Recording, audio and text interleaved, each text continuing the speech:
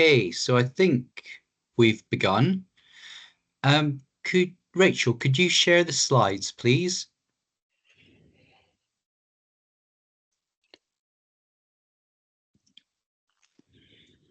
Fantastic. Great. So, welcome everybody. My name is Angus Ramsey. I'm a researcher based in University College London, and I'm Deputy Director of the NIHR Rapid Service Evaluation Team. I'm also the lead of our independent mixed method evaluation of implementing AI in chest diagnostics. And I'm delighted to be welcoming you to our webinar today, where we'd like to share some of the findings from the first phase of our evaluation. Next slide, please. So first of all, we're really excited that we have at least 50 people who've signed up for today, and maybe more will join. We've disabled the microphones, so we'd like people to be using the electronic system. So first of all, if people could introduce themselves in the chat, that would be really great, so we have a sense of the types of people who have shown up today, if possible. And just to confirm, we're recording this and we'll be putting it on our website so that people can access it going forward. So you can come back and view it again, or you can share it with your colleagues to watch as well. Next slide, please. So this is the agenda for today. I'm going to run through some background and give you a sense of how this whole thing's going to work and talk a bit about the research. I'm then going to hand over to my colleague Rachel, who's going to talk through her findings from the evidence review that we conducted. I'll then give a quick summary of the qualitative work that we did. Then Chris Sherlow-Johnson will give a summary of the quantitative work that was conducted.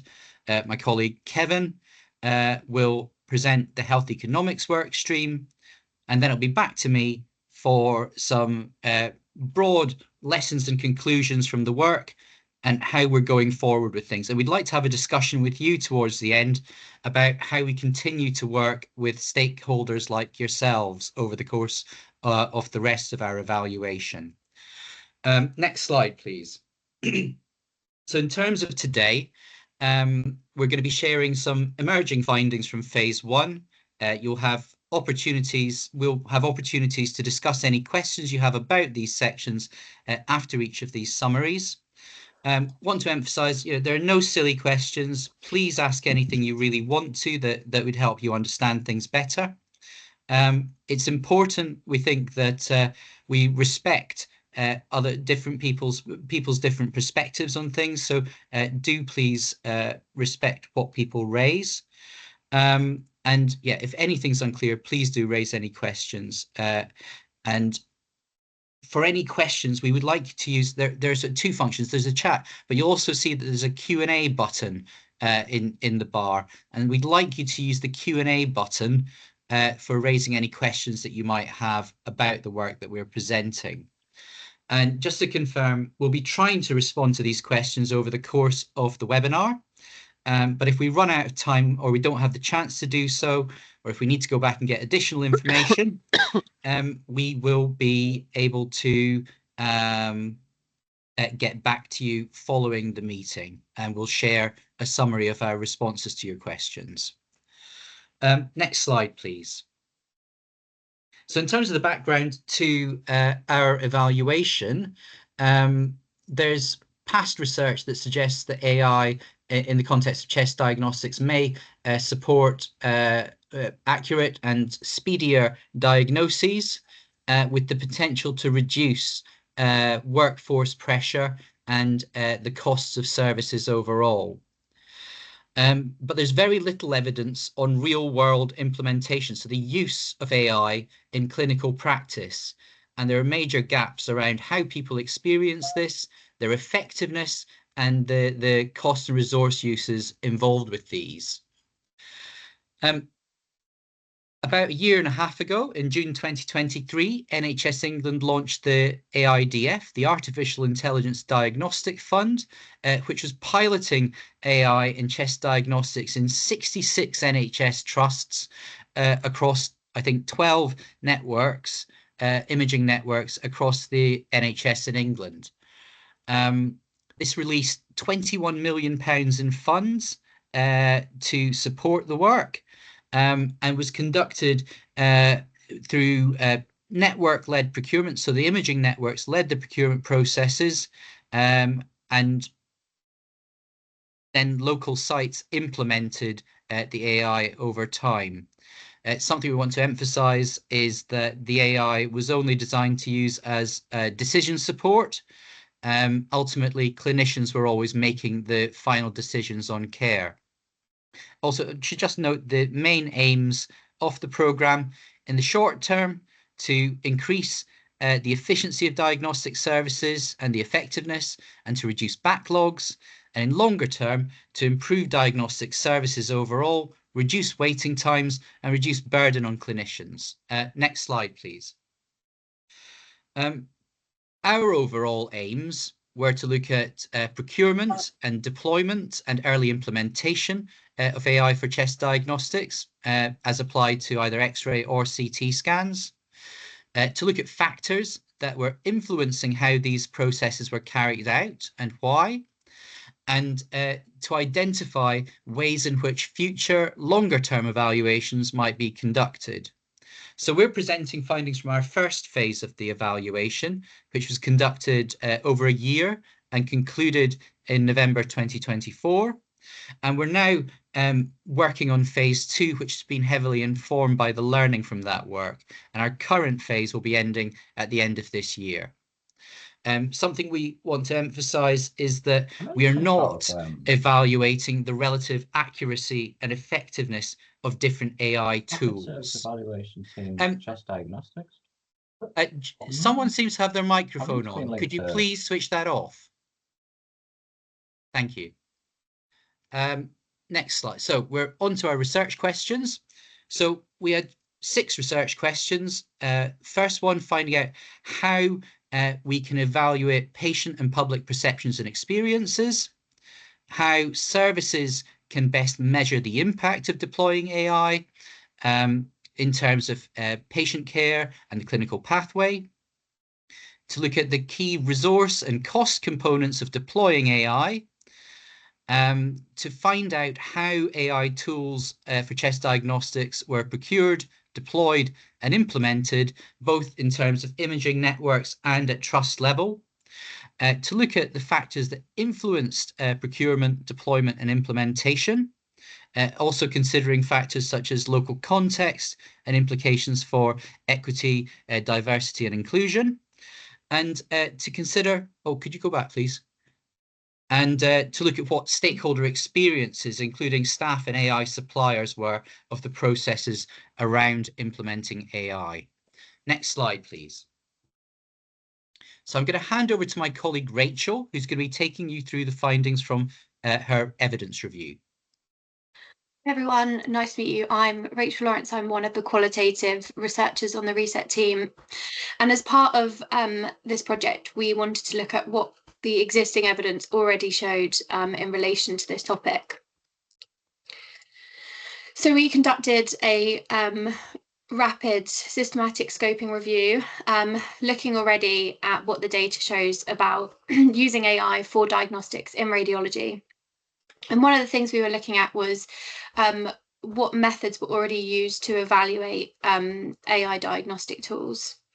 Overall, we included 140 studies, and these covered a range of topics. So 7 of these papers looked at implementation, 14 looked at staff and trainee experiences, 74 papers, so quite a large portion, looked at stakeholder perceptions of using AI for diagnostics and radiology.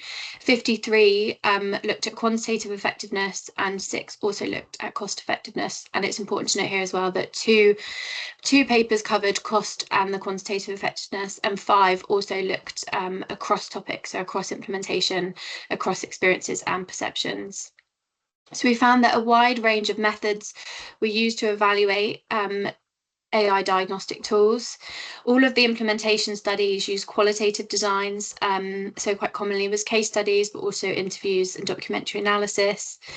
The experiences and perceptions papers were mainly evaluated using surveys. Some of these were quantitative, descriptive surveys, some were mixed methods. Some of the papers used qualitative interviews, but not as many. And then the studies evaluating impact, they mainly measured diagnostic accuracy, effect on time and workflow, and effect on clinical decision making. And studies evaluating cost mainly looked at retention time, mortality, and withdrawal time. And it's important to highlight that of the studies analysing effectiveness and cost, only 23 of these actually evaluated AI in a live pathway. The others only simulated what a typical workflow would look like. In terms of the findings relating to implementation and staff and training experiences, so only 4 studies actually looked at the process of implementing AI in a live pathway and what that looked like and how people experienced that. The other papers asked people what had been their previous experiences of implementation and covering things specifically like barriers and facilitators. So when the process of implementing AI was studied, it was used as an assistive tool and often involved integrating the AI into existing radiology systems. And then these papers also highlighted what the key barriers and facilitators were. So some of the key barriers included the high technical demand and that there is often limited evidence guidance to support that implementation process. And some of the facilitators included having AI champions and experts involved, integrating AI into those existing systems, although it could be a high technical demand, actually it involved using programs that people were already familiar with. So the experience papers, so there were 14 papers looking at experiences, and all of these were either staff, so either radiology or wider clinical staff, and also trainees and radiology students. So none of the papers looking at experiences were focused on patient experiences or public experiences. They found that AI was often viewed as quite a usable and helpful tool that could help with time, workflow and diagnostic accuracy, but there was mixed evidence. So some of these people reported that they had concerns about the limited evidence, the knowledge gaps, and also the risk of false positives and potentially creating longer processes, which would then actually reduce efficiency. So these were all what people thought when they were using it, so not quantitative outcomes, but there was real mixed evidence in terms of what people thought when they actually used AI in practice. And then moving on to the perceptions findings. So 74 studies looked at perception. So this was a huge part of the existing literature. And these studies asked what people thought about potentially using AI in practice. So these weren't focused on the live pathway or the implementation, but what people would think about putting AI into radiology for diagnostics. So these covered all range of stakeholders, so staff, trainees, patients, carers, wider clinical staff, IT and industry staff, and there were generally positive views that AI could have a positive impact on radiology when using it for diagnostic purposes. But there was a consistent view in the literature that AI should not replace humans, and there was this real perceived importance of having continued human input. And then we found that often in these papers, having trust in AI was reliant on having that human oversight, having transparency and explainability about why AI is being used, but also how AI is making that decision. And that was particularly important in the papers speaking to patients and members of the public. There was this view, another view that staff thought AI would likely change the radiology profession and that it could potentially upskill and enhance roles, offer different ways for learning, different ways for training. But there were points made around that risk of potentially losing some autonomy over their practice. And then lots of the papers asked about what people thought would be the potential barriers, the potential risks and concerns, but also what the potential benefits could be and what the potential facilitators could be. So some of those factors included that there was a real lack of knowledge and training, also a lack of organisational readiness and infrastructure currently available in practice to support AI and the risks that that could have. The fact that AI could potentially lack human connection and empathy and impact that relationship that people have with their clinicians.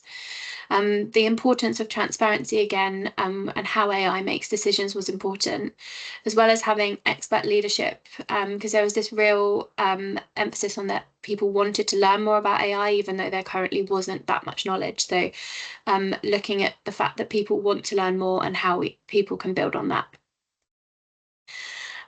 So my quantitative and cost colleagues helped with the review. So Chris, who's on the call, and then Lena as well, who's on our team. So I'm just going to talk through these.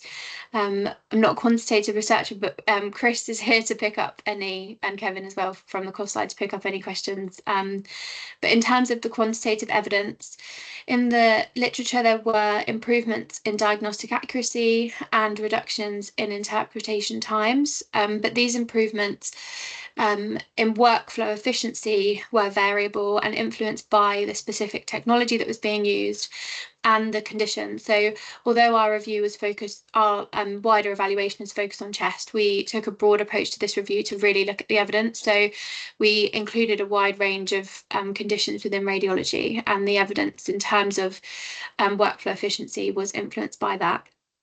There's also a real limited assessment of health inequalities in the literature. In terms of cost effectiveness, 5 studies demonstrated that AI was cost effective, but one of the papers didn't, and that was because the more invasive treatment approaches led to more increase in cost of the patients over their lifetime. So it'd be really great to get anybody's thoughts on these findings. I know it's quite a whistle-stop tour of 140 papers, but yeah, any questions, whether you thought that there was anything surprising, whether you expected these findings, why these findings might be important for you and also your practice, and yeah, what we can highlight is the kind of gaps in the evidence. I will leave it for the Q&A. Do we want to give it a few minutes to answer the questions before we move on?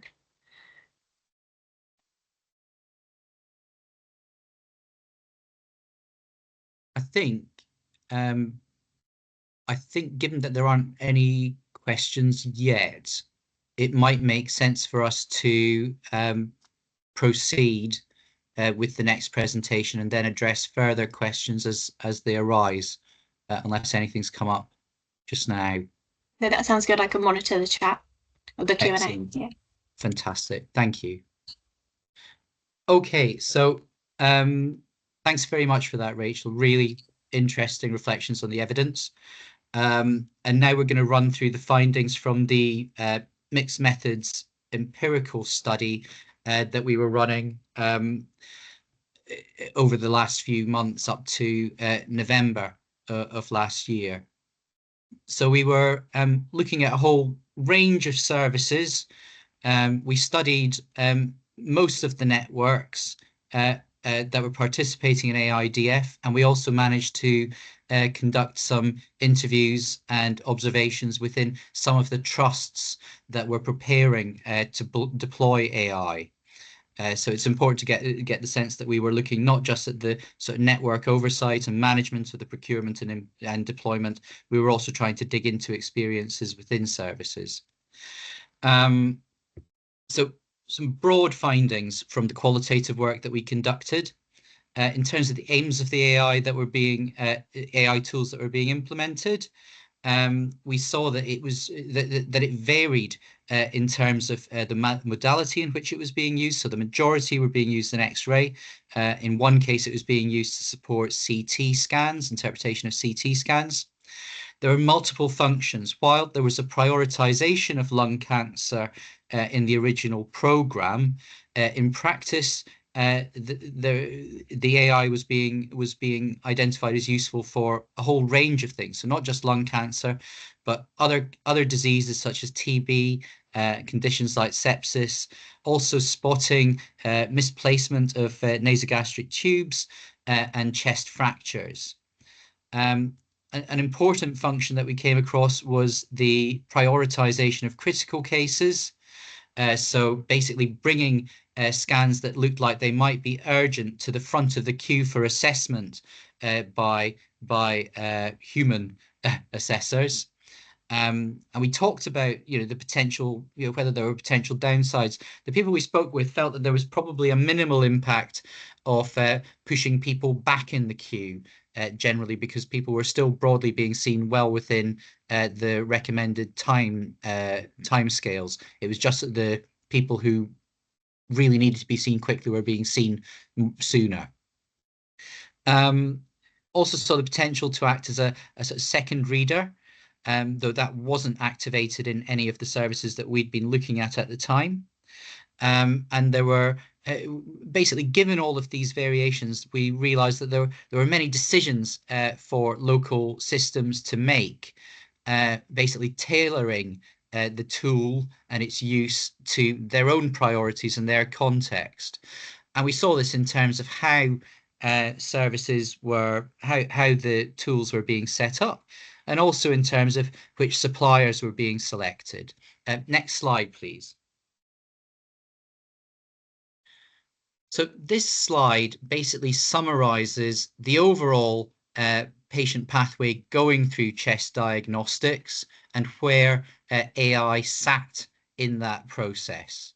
So you still have the stages of the patient being referred in from different sources, whether from hospital or primary care or other, or as an inpatient.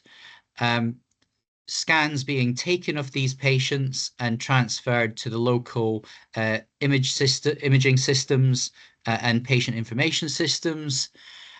These scans then being processed by AI, whether in terms of prioritization or identification of matters, features of interest for consideration by a human assessor or a human reader.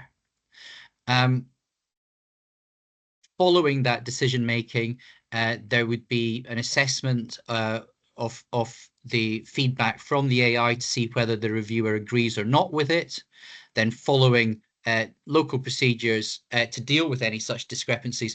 The emphasis being, though, that the decision always finally sat with the human reviewer. That should be noted. And then patients being referred on to the relevant care pathway based on that. We saw a number of variations in how this was set up. So eligibility for assessment by AI varied in terms of the referral route. So where in some places, only patients who'd been referred in by primary care were being processed by AI.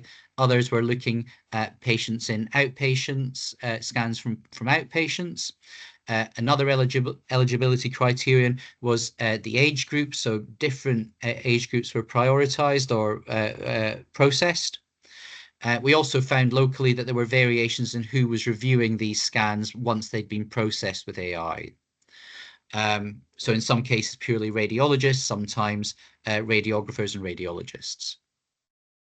In terms of the processes of implementation, so 4 main stages. One of them was setting up the program locally. So networks engaging with their local trusts to establish which trusts were interested in taking part in the program. And it was entirely voluntary. Trusts were not required to take part. They only did so if they agreed to. Most did. There were a small number of trusts who decided against it.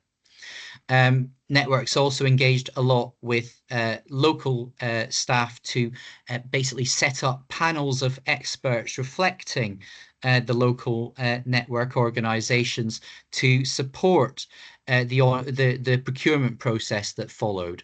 So procurement generally involved setting up the specifications and associated questions to assess tenders from AI providers. These panels then assessed the applications that had been provided by suppliers. And then following the assessment, there were processes to achieve consensus across the selection panels. There were then processes of sharing the decisions with AI suppliers and sometimes having to manage queries and pushback from certain AI suppliers who had not been selected. and then finally signing off the contracts. Now, in terms of the timeline of the programme, it was anticipated initially when the AIDF was set up that these contracts would have been signed off from pretty much from a standing start in September, October 23. Contracts would be signed off by November 23. In practice, we found that these contracts were being signed off by December 23 through March 24. So a bit of a lag, and we'll be talking more about why that happened later. In terms of preparations for deployment, once contracts had been agreed, there was a lot of work to gain local governance approvals, including IG governance, information governance and patient safety governance.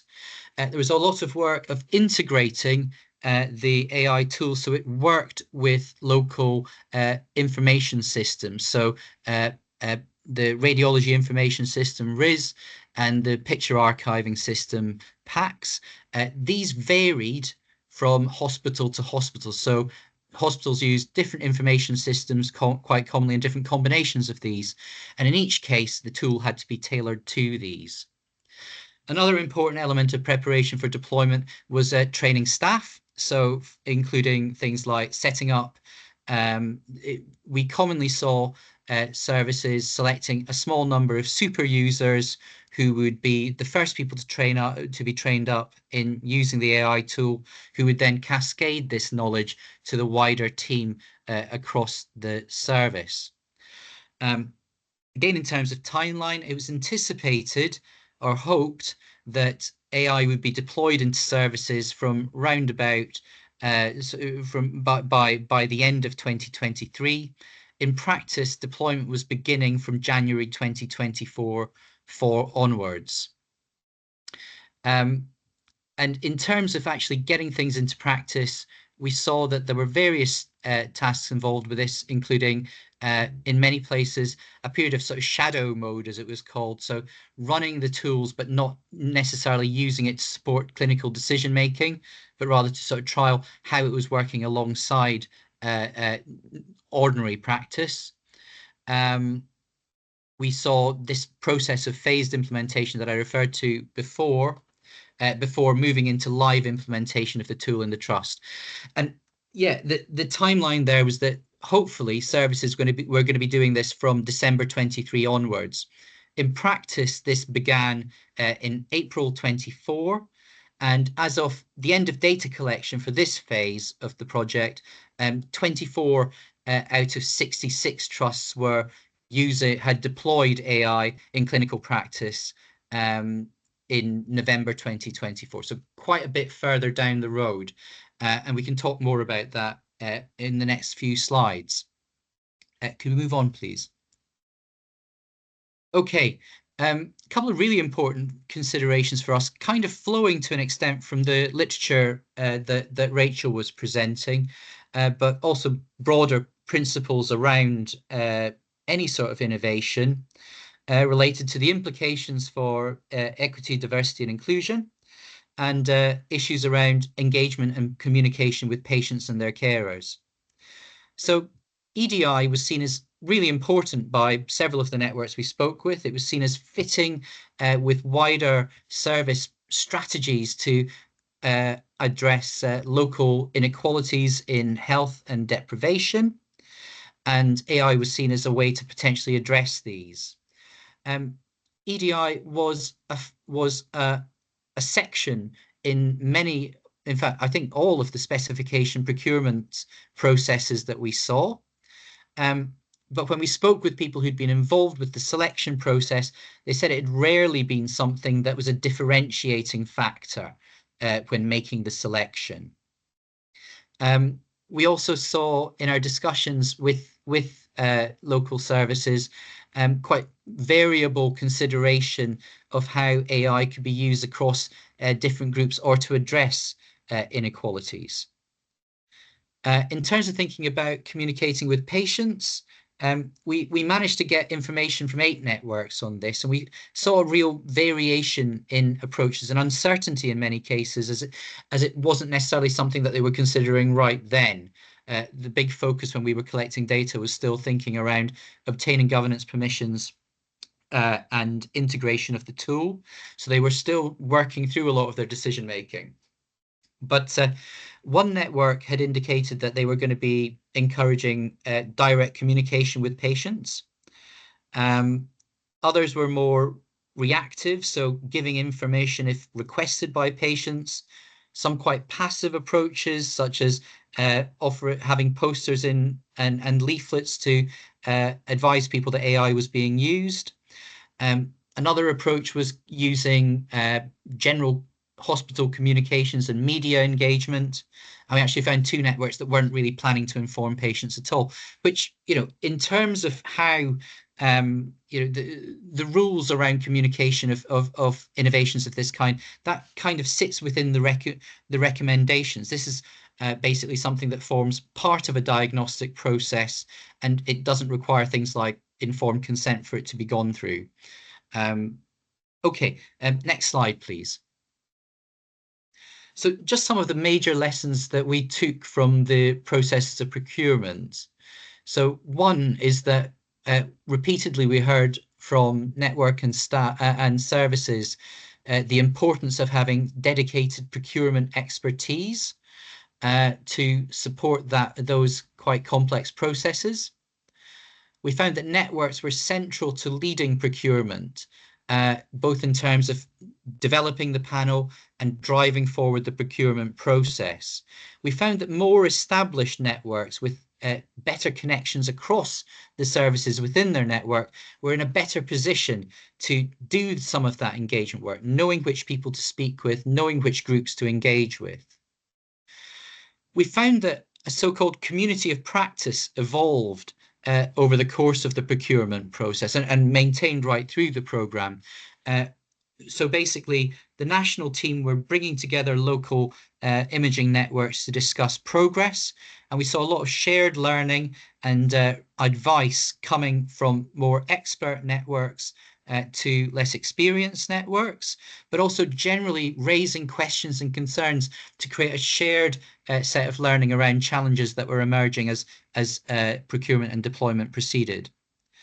One issue that we noted was the importance in the sort of selection process. Many panels reported that it would be valuable to see the AI tools in action, to get a sense of what it was going to be doing, what it was going to look like, ideally if it could be tailored to the local systems that are being used within the network under discussion. And these are potentially really good ways to mitigate any uncertainties that clinicians might have around the use of the AI tools. Another reflection that we had was that there was a heck of a lot of work involved in doing this procurement, a lot of legwork and a lot of duplication across different networks and across local services. And one thing that came up in a number of discussions was whether a sort of national procurement process would free up a lot more capacity for networks and services to actually focus on the deployment of these tools. Next slide, please. In terms of preparation for deployment, as already intimated, the governance processes took a lot more time than anticipated and represented quite a challenge for both networks and local trust staff. A number of supports that we thought might help with completing the governance. So more national expert guidance on the responsibilities, implementation, and associated challenges of deployment. Having clearer points of contact across organizations and across systems. Clearer timelines around what has to happen when. Dedicated and consistent resource templates in relation to the approvals for AI. We also found that suppliers were absolutely pivotal in getting through the processes of preparation for deployment. So representatives of suppliers were attending almost every single planning meeting. They had boots on the ground to support integration of the tool and test runs of the tool as it was being set up. So that was another really important lesson for us. Clinical champions within services were highly important. So local radiologist leads and so on, reaching out, engaging with clinicians, engaging with their teams to address concerns. Doing that sooner rather than later was valuable, so identifying the concerns up front so that these could be managed and worked on over the course of the preparation process. Many staff reported that they didn't know as much as they wanted to about the use of AI, and so they would have liked additional training and education around this. And finally, but certainly not least, the value of dedicated project management was writ large through this process. Time and again, where projects, where local implementation was being supported by a dedicated project manager who was setting up timelines, meetings, and facilitating things, progress tended to be faster. And in the absence of dedicated project management, we often saw other people having to step in. So senior clinicians having to take on the project management role, network representatives having to duplicate their role repeatedly across different trusts and so on. So there was a clear sense of value of having dedicated project management within the services that were implementing, deploying the AI tool. Next slide, please. Oh, and yes, we're sort of at the Q&A stage again. And do we have any questions on either of these sections so far?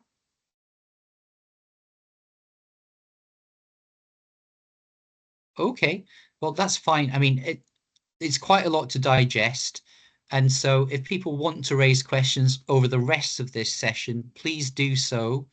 Alternatively, if you want to drop us a line after the event, over the say by the end of this week, we can try to get back and address any questions that you might have. But if we don't have any questions at this point, I'm going to hand over to Chris, who's going to take you through some of the considerations around evaluating outcomes.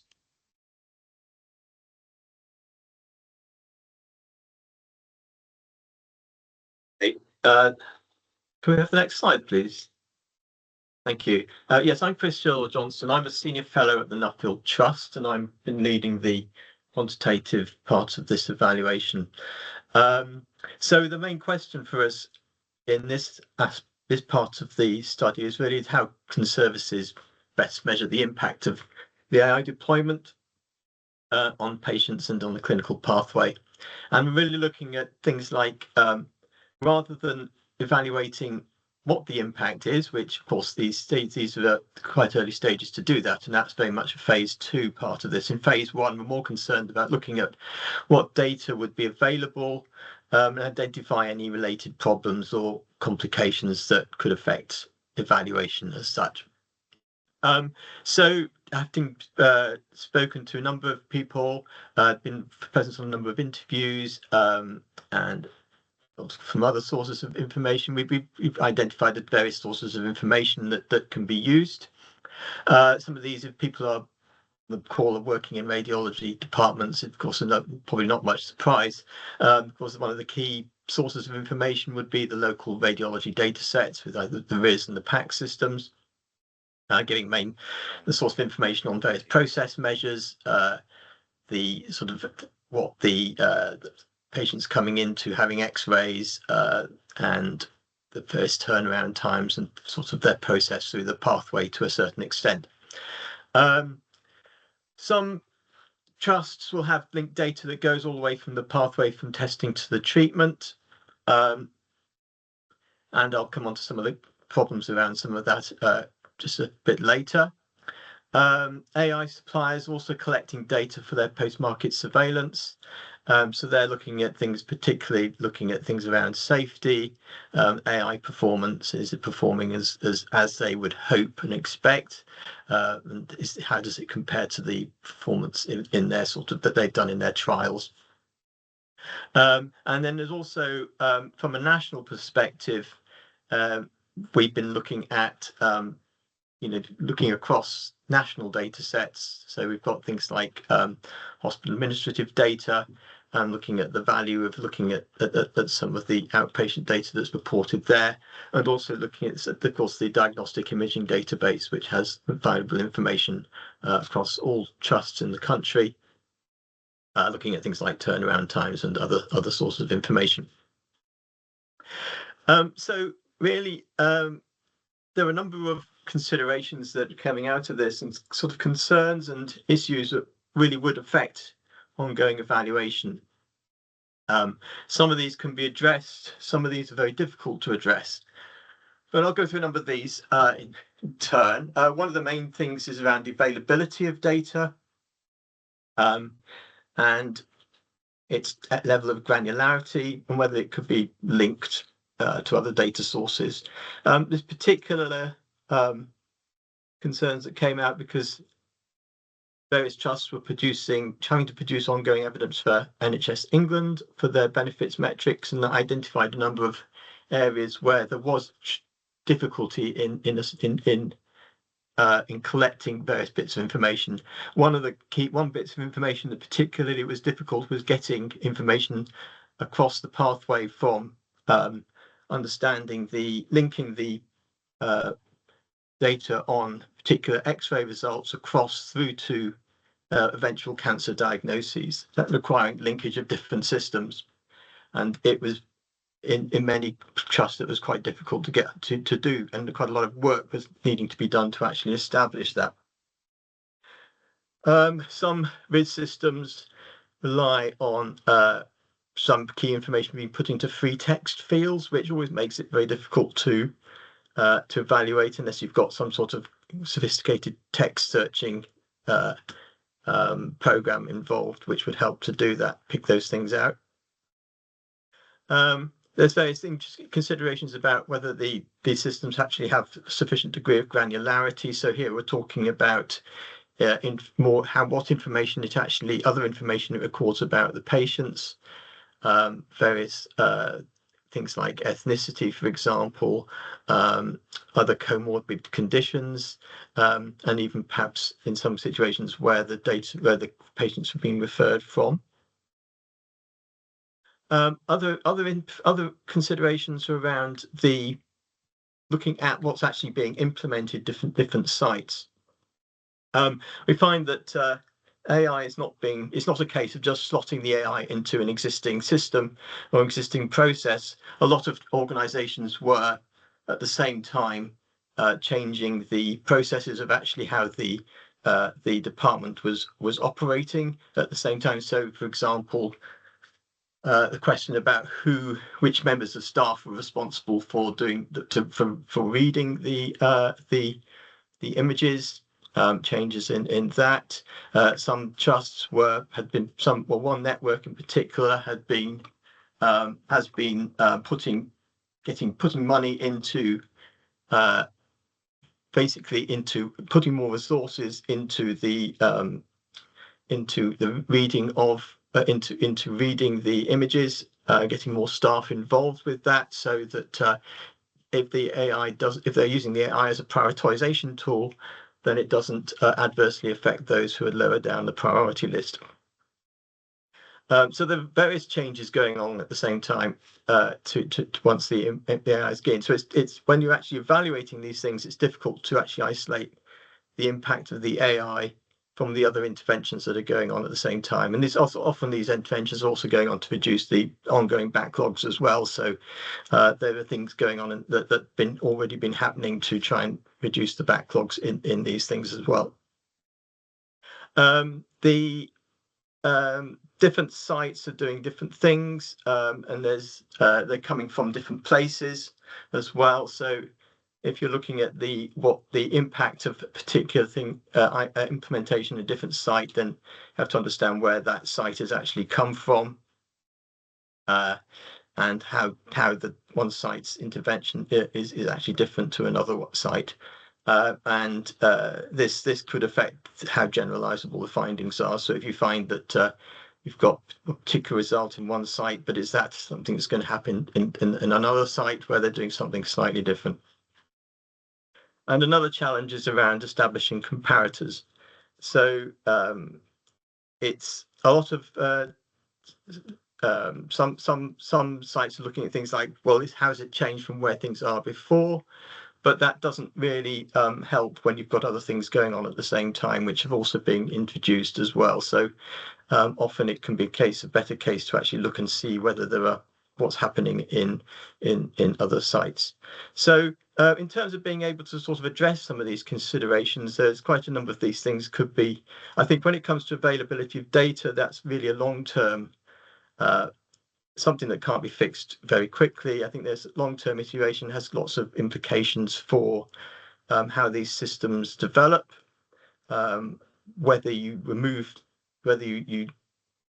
have less, take some of the items that are being put into free text fields and creating new data fields for that, and about how things are being linked across from one set of data to another, and whether that can be improved as well, because it's not just important, I think, with this particular exercise, but it may have implications also for other future AI systems that in radiology, where it might be more important to have that linkage. There is a question about whether the linkage is to cancer outcomes is so important in this situation, because a lot depends on whether the impact on cancer staging is one of the main outcomes, or one of the things you're more likely to see an impact with this in this situation. There are questions as to how much you're actually going to be able to improve the cancer staging, or the staging of cancers when they're detected. And it may be that in some cases it might be better to actually do some modeling work to figure that one out. But that's the particular one for this implementation of diagnostic chest X-rays. But it may be that for other diagnostic uses of AI that might have more value. In terms of I think in terms of looking at the variety of interventions and isolating the impact of AI, a lot there is around looking at trying to think about how we recognize what's being evaluated, and do understand what we're looking here are real world evaluations, and we're not just looking at the AI plus other things going on at the same time. We have to always bear that in mind when we are looking at the outcomes of this. Okay, so that's most of the things what I'm going to cover. I'll pass over to Kevin now to talk about costs and resource use. Thank you, Chris. Good morning, everyone. I've just put a little bit background about me in the chat. So I'm a research associate health economist from Cambridge University, working on the health economics work stream. And so just as a summary of my part of the project in phase one, I'll be covering various aspects around the health economics considerations when it comes to the fact finding and understanding of the AI implementation, and a number of the areas we'll touch on elements that have been raised both in the qualitative work that was described earlier, and also, as you might expect, a fair degree of alignment in terms of aspects in relation to the quantitative work that Chris has been doing. So some of that I'll flag as we go through. Some of it is implicit in the fact that some of these considerations will be evident in terms of where they sit in relation to the implementation. So in terms of my work stream specifically, there are kind of two aspects to it. It's really understanding the landscape in terms of the data, which might inform our understanding around the health economics and the costs and resource uses involved in the AI implementation in this field, and kind of aligned with that, the implications of the AI implementation, both in terms of the processes required to implement it and integrate it into the existing care pathway, but then also kind of any operational implications for the integration. So as we go through there'll be operational elements which become apparent in terms of either resource requirement or potential reallocation or freeing up of resources as a consequence of the AI coming online. So in relation to that, the elements are broadly broken down into three key categories. Kind of key costs and what we can glean and understand and learn from the work with the participating networks in phase one. So both in terms of hard evidence, but also things that are brought up in both the qualitative and conversations that myself and the quantitative team have had with those participating networks in terms of where costs and resource uses may come into play. So obviously the primary part in terms of cost is the cost of the AI platform itself, and in relation to that, at the start of the AIDF process, there was a kind of a data gathering piece of work done to kind of basically scope the landscape of all the potential suppliers out there, and what their costing and cost structures would be as a kind of like laying the groundwork for networks to utilize in terms of understanding what the costs and the costing structures would be, whether that depending on how individual suppliers structure their costings. So whether that's kind of like fixed costs for the integration of the AI platform, and then kind of ongoing costs in terms of costs per chest X-ray or CT scan, depending on the type of supplier, any maintenance costs that may be relevant going forward, and any other cost elements that the suppliers bring on board. So in terms of that, there's kind of like a really informative set of material there, which depending on going forward to phase two, depending on which suppliers are relevant to the networks that are participating in phase two, then that would be a really helpful source in terms of understanding the costs of the platform. As mentioned earlier by Angus, the going forward to phase two, the economic evaluation will be based around implementation of AI as a whole, and therefore we're not looking specifically at individual suppliers, but would be looking at aggregate costs across a number of networks and therefore suppliers. So as you might expect, to convert the commercially sensitive aspect of that is something we are very conscious of when it comes to kind of going forward in any kind of more detailed economic evaluation. In addition to the costs for the AI platform itself, there are the kind of like the costs around the AI integration itself more broadly, and that kind of may fall into a couple of different areas.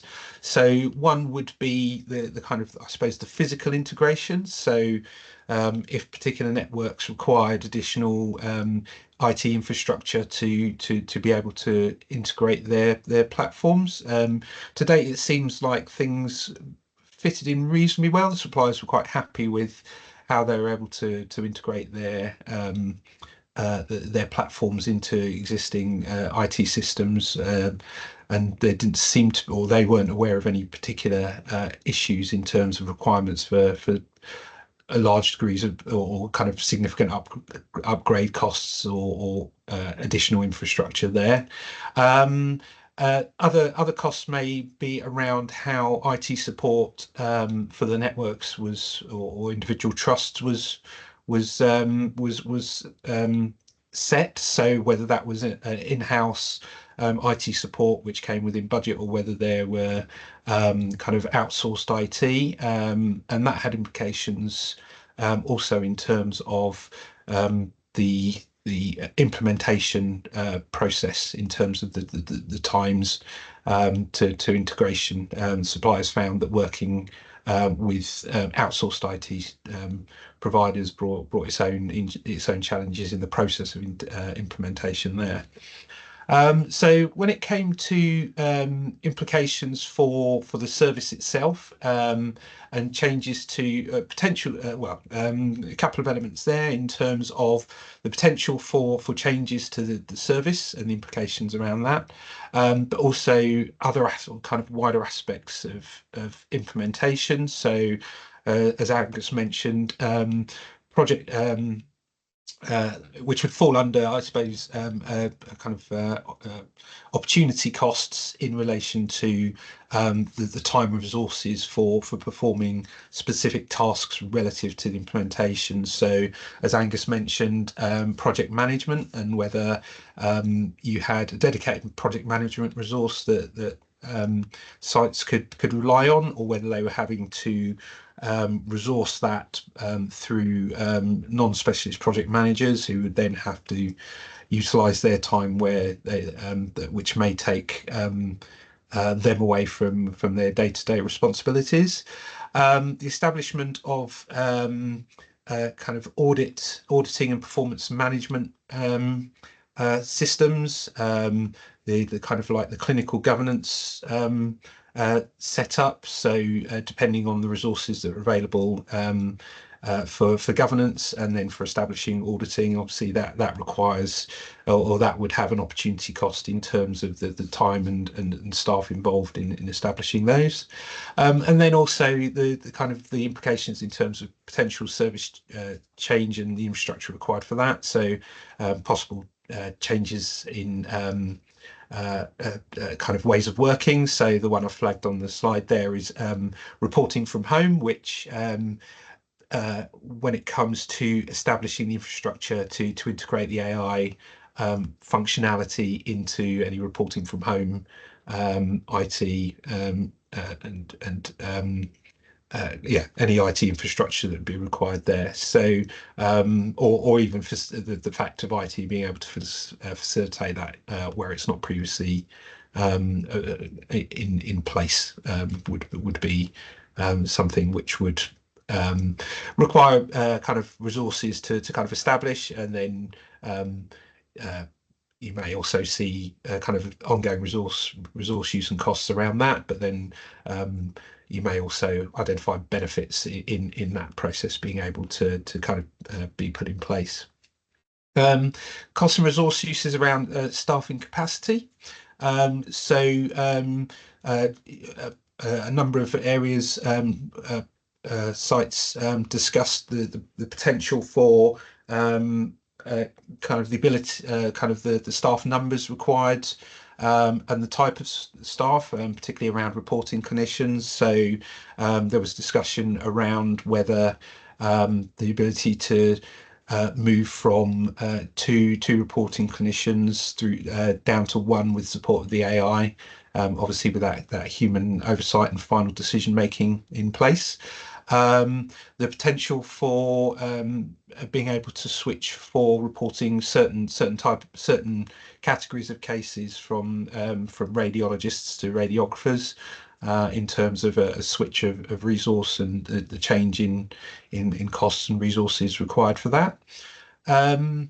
In terms of the implementation, obviously staff require training, and so the resource demands of early training and rollout. So particularly in cases, in all cases of rollout, but in some locations they were using a super user format where they would have dedicated staff who would be early adopters of the technology and then would roll that out. So the resources required in terms of their the time required for training and familiarization with the platforms, but then also the resources around those super users in spending time upskilling the or training the wider staff, and then the potential for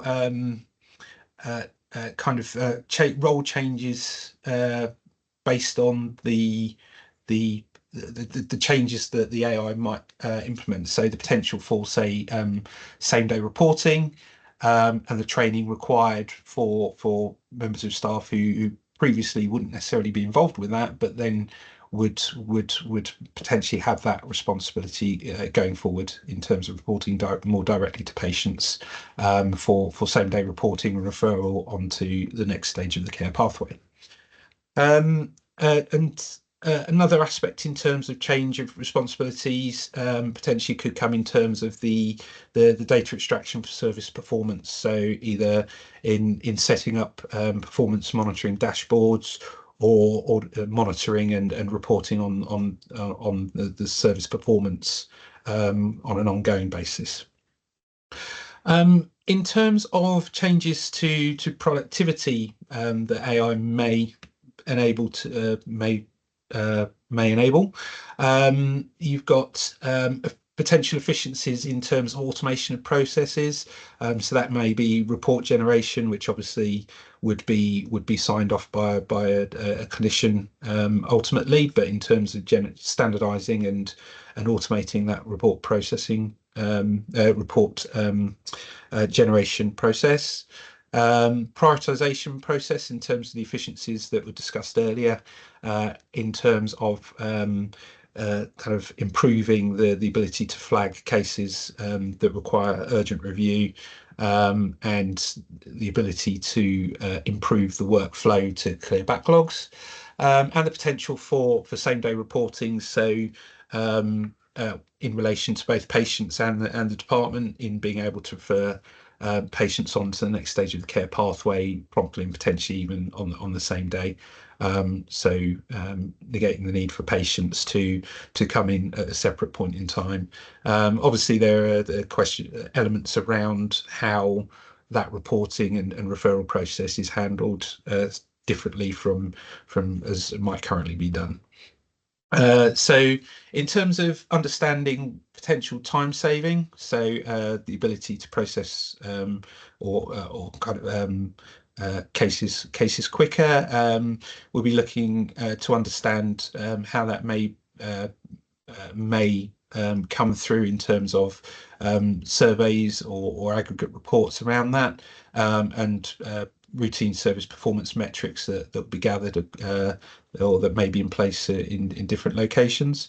And then also when it comes to understanding the productivity and potential impacts, both in terms of the patient flow, but then also the longer term outcomes, the points that Chris was raising around the linkages of data across the care pathway. So understanding where patients come from, if they're discharged, what potentially happens to them in the case of, say, false negative cases, and how that might change with implementation of AI and improvement on those metrics.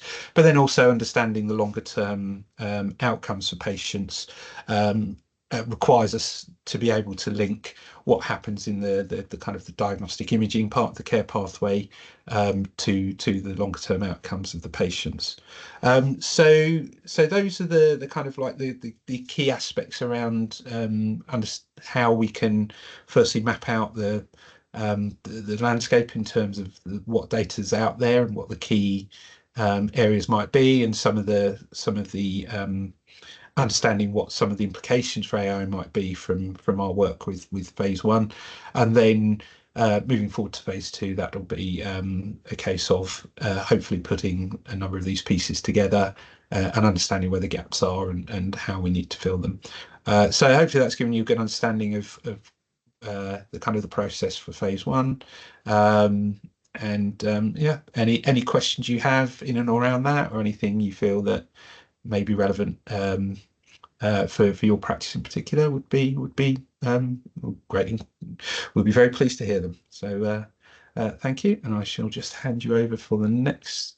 Well, I'll leave it there for the Q&A for now, and see if we've got any questions for either myself or Chris in the Q&A at the moment. Thanks, Kevin. I don't see any. There was one question raised by Nigel Ewell, and I've tried to address that, but obviously have a look through that and see if you can add anything there. But I think in the absence of questions, I think we should move on.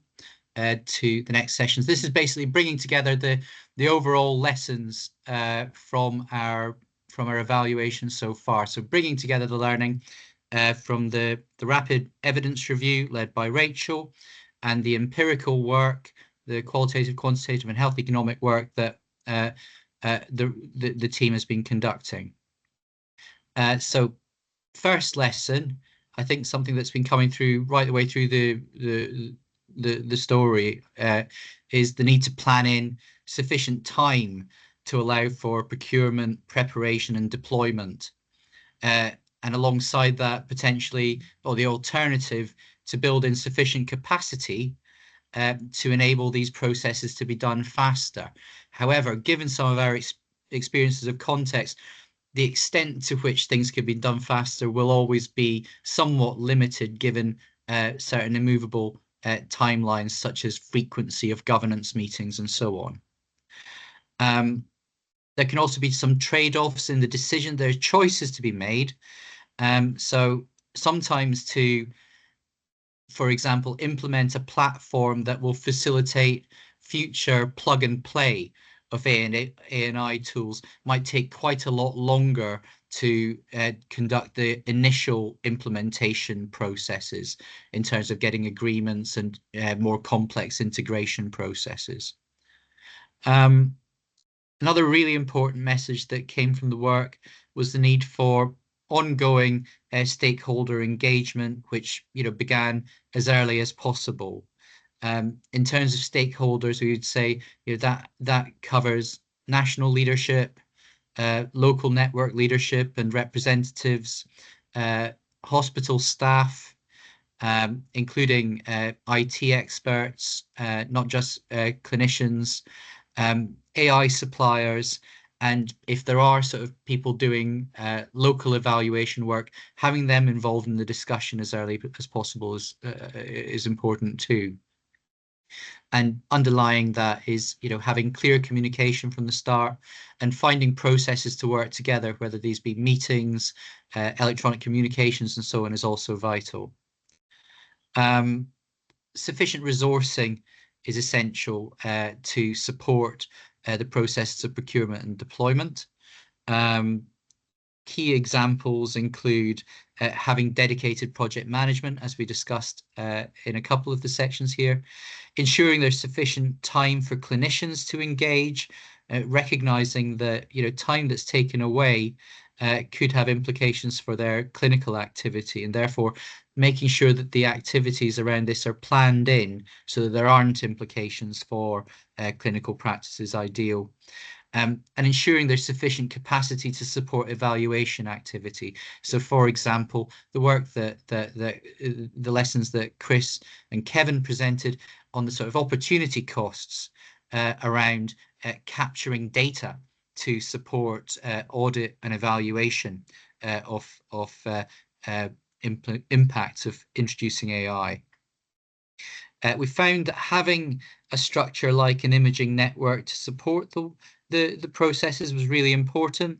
It's very effective in terms of engaging local organizations and moving processes on, but also given that in some settings there was not local capacity to conduct important work around project management, for example, the network also stepped in a great deal to keep things moving with important processes. General points, we found that there were commonly quite a lot of gaps around where the patient voice sits in this, how communication with patients will be done, taken forward, and thoughts around patient experience. There were also sort of gaps in terms of how issues around EDI might be thought about going forward.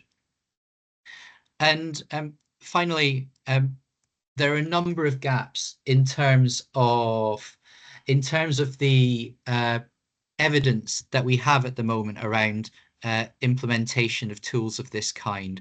So there's a much bigger need, and we're not just bigging ourselves up, but the point is there's a real need for more real-world evaluation conducted generally, whether in terms of independent evaluations like this, or indeed in terms of local evaluations conducted by services and their partners.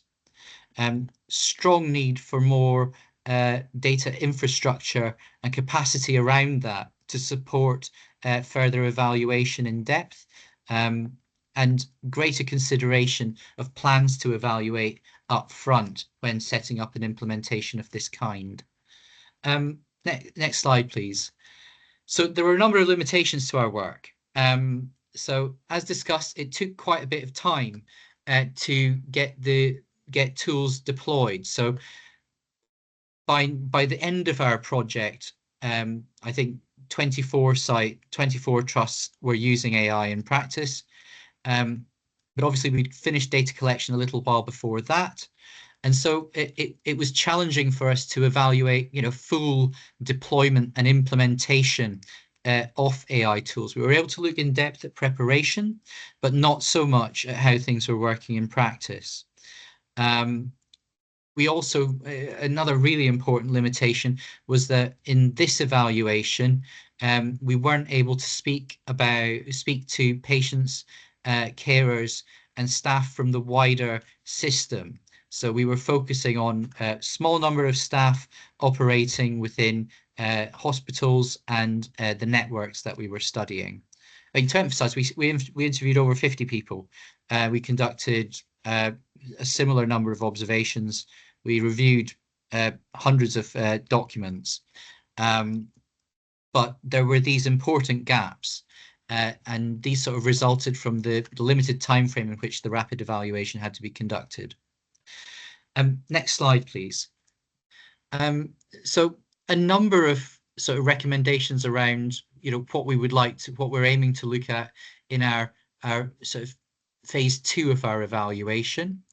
So important lessons around conducting AI in real world settings have to think about things like how things are being implemented, local adaptation over time. So as systems change, how do the tools change? What adaptations are needed to accommodate the AI tool?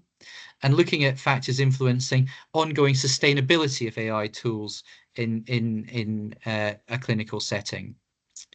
We're very keen to look at the real world impact of introducing AI tools on care delivery, waiting times, turnaround times, and so on, and the cost effectiveness of introducing AI tools. So very much a lot of the things that Chris and Kevin were talking through a little while ago.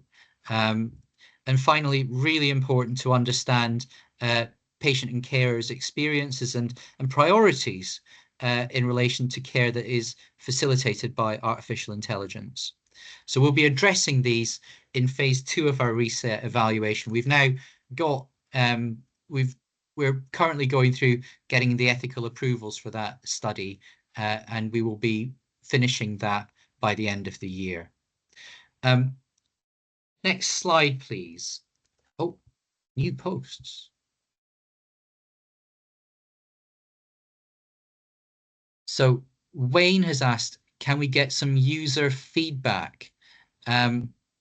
So in terms of user feedback, does this relate to sort of the end users of AI, so staff and services, or does it relate to patient experiences? Wayne, you've got your hand up. Are you able to come off your mic? You come on your mic. Yeah, of course. Yeah, no problem. I think it's both for me. I think it's quite important that we do get that user feedback, which we'll be doing locally, but particularly because we know we're going to get some of that metric data, I guess, because we're all nationally going to be submitting it. It's that user experience, that qualitative data, which I think is quite helpful as well to see how this is starting to impact the use of AI, particularly because it's starting here, isn't it? But this is the start of it and not the end. So I think it'd be good for us to try and do that. And I just wondered if, as part of phase 2, perhaps because we weren't able to do it in phase 1, if that's something that is being planned or being considered for sure. And if not, I think we need to think about that. So 100%. So just in terms of users, I just want to get clear on what you mean by users. Do you mean staff? Do you mean both. Service users like patients and carers? I mean both. I mean the staff using it, and then I mean the patient and carers in terms of case studies about how their pathway is been impacted, which we can all obviously share as we learn it locally. Absolutely. So yeah, just in terms of phase 2, to reassure you, we are going to be looking at all of those in our work. So we're going to be speaking with services right across the system. In some cases, quite light touch, so just speaking with service leads about their experiences and perspectives, but a number of in-depth sites where we're also going to be interviewing the whole set of professionals and specialists who deal with the pathway, and also a sample of patients and carers about their experiences and their preferences. So we should, if the data come through, we'll be able to give some really useful perspectives in that way. Thank you. Thank you. Excellent. Let's move on. So just coming to the conclusions of the work. We've sort of divvied these up in terms of implementations and experiences, and measurement and evaluation. So in terms of implementation and experiences, we would say that AI might well positively impact diagnostic services in radiology. We found that AI was being implemented in different ways in terms of the aims, how it operated in the pathway, and how it was being implemented. We found that implementation is took longer than was anticipated by program leadership, and to an extent that relates to a whole range of complexities related to social processes and technical processes that we've been talking through today. A number of factors will influence implementation. Some are barriers, so for example, the time available and the resources available. There are some things that facilitate this. So we saw really good examples of stakeholder engagement and support, both at network and service level. We were finding that for a lot of networks, this was quite new. And so there was a lot of learning on the job for both for network staff and local services, reflecting the innovative nature of working with AI. In terms of measurement and evaluation, there's a really limited selection of real-world research on implementation and use of AI tools at present. Therefore, currently implementing in the real world is being informed by a limited evidence base. There's a need for a more robust evidence base to make things more reliable. We've identified a number of ways that we might be able to support more effective evaluation of effectiveness and cost effectiveness. But there are wider questions that are about the available data infrastructure and the capacity to provide data that need to be addressed in order to conduct some of these things at a national level. Kevin. Yeah, if that's a good point, just to come in, Angus, just wanted to respond to Nigel's put a couple of things in the Q&A, which if now's a good time just to address, would that be okay? Yes, though we do have to finish at 11 o'clock. So yeah, we yeah, need to absolutely. be tight. Yeah. Oh yeah, no, that's fine. I'll be very, very quick. So I have typed in a response further to your comments, Angus, on the question, the points around auditing and evidence around serious and clinical findings. So I think the other point Nigel makes around the kind of generating auto reports and the current need for some locations to outsource reporting, I think is another potential benefit where obviously costs occurred from or costs that would be additional in terms of outsourcing, and AI potentially being able to help resolve that, I think is an important thing to capture. That's a point well made. In terms of so the other point was excuse me, I've lost his point now. Yes, so in terms of the wider data around wider benefits for AI, I suppose there's a couple of areas there.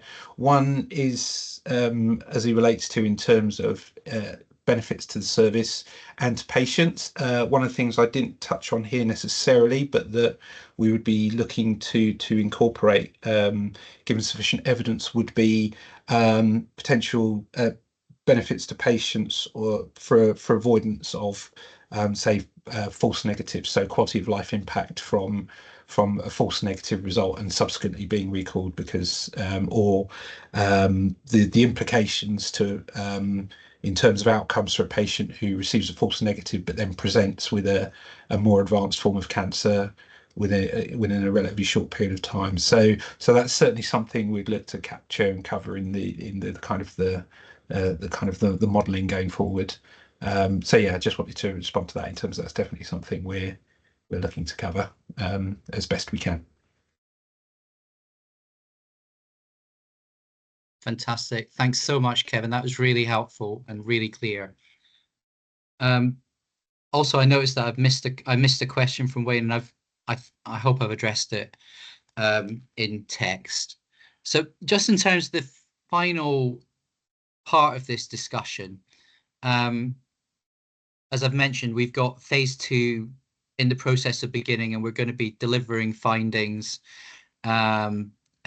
over the course of the year. We don't want to just be sharing them at the end with a ta-da.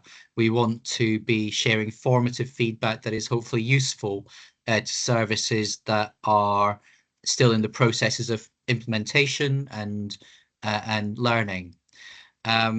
So we were really excited to see to set this up, get lots of attendances, some great engagement today. We'd just like to confirm, would people be interested in joining similar webinars like this over the course of phase 2?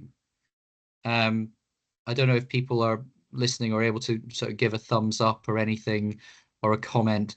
I think it could be really helpful just to make sure that we're keeping people up to date on things.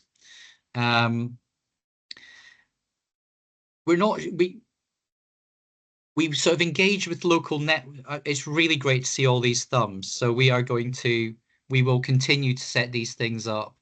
And really importantly for that, it would be great if people could sign up for our dissemination list so that we can send out notifications to you. There's a link to that, a slide down from here. Wayne, do come in. Sorry, if you can just go back to that slide that you just had up. Sorry, before I forget my point. So it was just around AIDF networks and sharing the learning with each other. So obviously we've got our fortnightly AIDF meeting that you've attended before, but I know we've got a format on futures, but I think it might be something that we have that conversation around in some of your upcoming webinars, and maybe have a bit, I don't know if we can break down into PlayUp's workshops so we can have a bit of a discussion about it, because I think we have something, but I don't know if it's necessarily working. The information's there, but actually how are we talking about it? Because sometimes it comes alive when you have the conversation as opposed to reading on text and PowerPoint slides, etc., like this meeting today. So I just wanted to flag that. But yes, I'm fully supportive of joining other webinars like this for phase 2. I don't really mind what time of the day. I'll try and make sure it works in terms of whatever you can arrange with the right people. And then, yeah, happy to join that dissemination list. Fantastic. Thanks, Wayne. And just this is particularly important now, I think, because our understanding is that those sorts of fortnightly network meetings have been wound down. And so right the way through the project, we were so impressed with the quality of conversation and generosity of sharing learning that was being displayed across the network leadership, the network teams. So I think we're very interested to know whether there are other arenas where people are going to be doing that in that conversational way, because that sort of soft learning is so important. So yeah, we're very keen to continue to have discussions of that kind. And certainly webinars like ours could be a useful platform for some, but yeah, it'd be interesting to think about how networks can have a more sort of ongoing sharing of learning of that kind. Okay, I think we've addressed the question. So this is just the overall blurb about the project. This covers, who we are, the team, our funding and the fact that this went through a formal ethics review. It just went through university ethics rather than HRA, given the low risk nature of the work. Next slide, please. And I just want to emphasize, huge thanks to the whole team who worked on this. It was a very, very rapid, intense piece of work. Just flowing on from the conversation about staying in touch. If you want to find out more about our work, you can use the QR code on the left, and I think that's where the recording of this webinar will ultimately sit. So that'll be a nice sort of recurrent thing. And if people want to sign up for our newsletter, you can click on the QR code on the right, where you can find out not just about this project, but all of the other rapid evaluations that we're doing.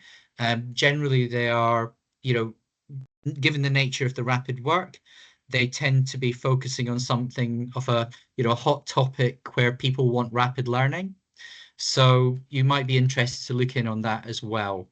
But also, if you want to join our specific dissemination list for this project, is it okay, Holly, for people to contact you and to drop you an email?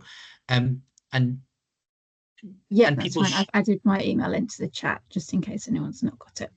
That's fantastic, Holly. Thank you. I don't think we have any further questions. I think we've had an incredibly useful discussion. I hope you found it useful too. And just like to thank everyone for coming today, and particularly our speakers and Holly for putting everything together so efficiently. But for now, I think we'll draw this to a close. And as Kevin says, thank you very much for your time and your engagement today. We really appreciate it. Have a lovely day, and bye for now.